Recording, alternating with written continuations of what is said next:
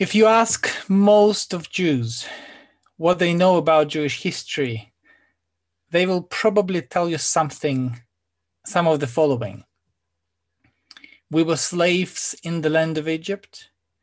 We survived the Babylonian Roman invasions, the Inquisition, and the Holocaust. We have been scattered around the world, and our ancestors were poor immigrants. Some may also add that there are many Jews who achieved some success in life today and proudly list some names. But the narrative of slavery and oppression will almost certainly be in the story. Jewish humor reflects this complex mix of bitterness with some flavor of optimism. They say that the universal formula for a Jewish festival is simple. We were in danger, we survived, let's eat. This formula has partial truth in it, but this is not the only lesson from slavery and suffering which we've learned. One may say that suffering is the core of Jewish narrative. We tell the story of oppression again and again. Our people have been present on earth for a long time, and some kind of oppression have been happening to us throughout our history, whether we wanted it or not. It is our heritage, our collective meta text.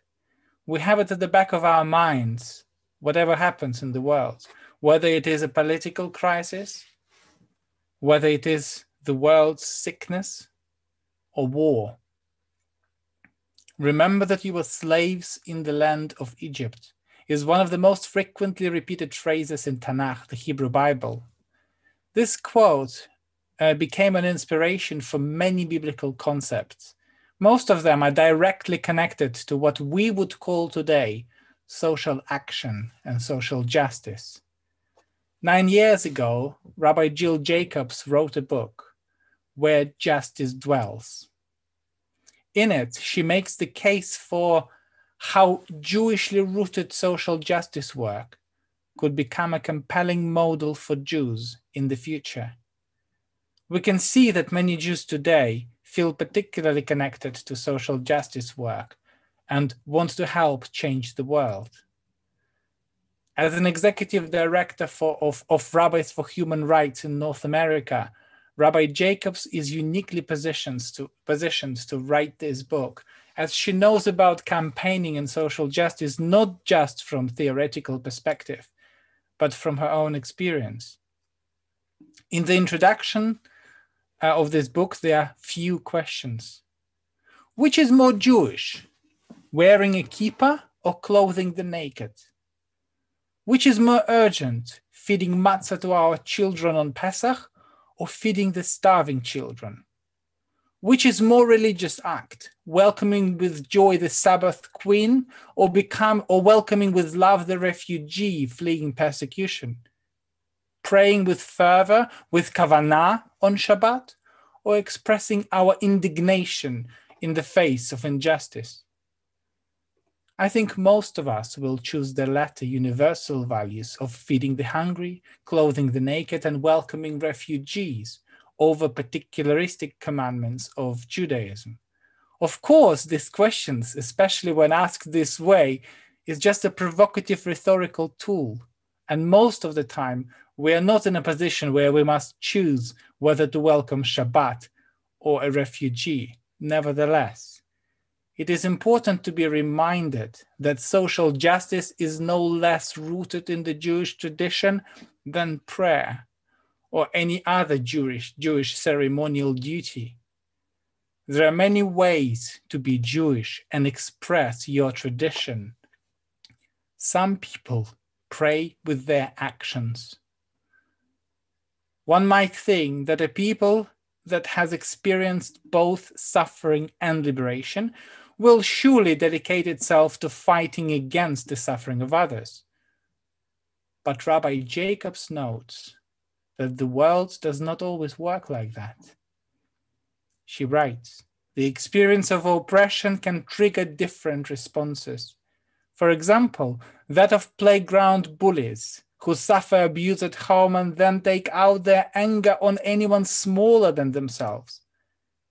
After suffering through centuries of persecution, the Jewish community could decide to wage a violent attack against everyone else. The story of the past suffering can easily make us defensive and even aggressive towards others. When you think that it is you who is a victim, it is you, and you assume that others deserve justice and punishment. Then, when you think that others do not hear you, you feel entitled to use violence against the oppressors. We see it happening in the world today, when societies are divided and each group sees itself unheard or oppressed. Each time I read the Torah portion Vayera, and especially the narrative of the plagues, I have the same question. Why so many plagues? Were they all necessary? Why did we respond to violence with even more violence? How can this be the message and lesson from the Torah? Torah commentators offer many different answers.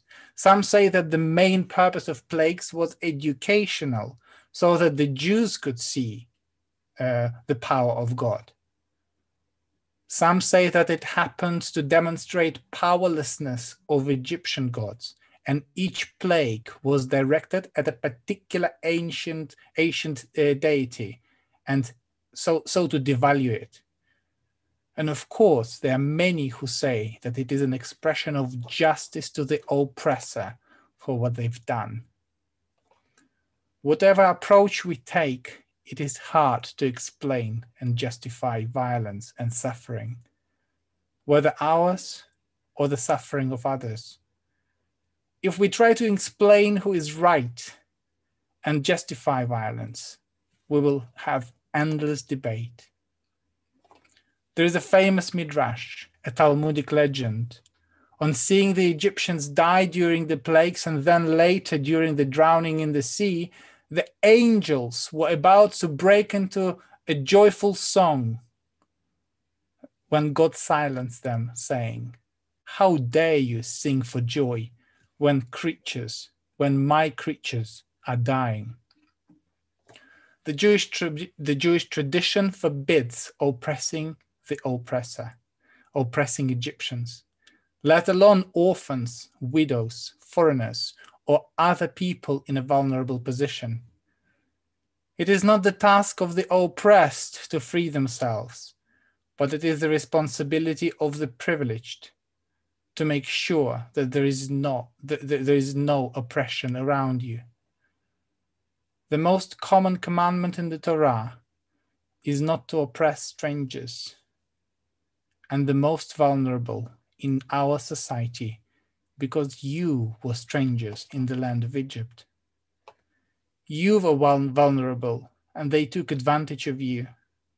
Our response to suffering is not to seek revenge, but to ensure that others are not oppressed and not taken advantage of. The current crisis causes a lot of discomfort and suffering. It affects all of us. We cannot change our past. We cannot reverse time. We cannot wait for God to perform miracles to deliver us. But we can make our present and future as just, as fair as we can. We can use this crisis and destruction to prepare the foundation for a better future. And only because of our common effort here and now, one day we will say, we were in danger, we survived, let's get together and eat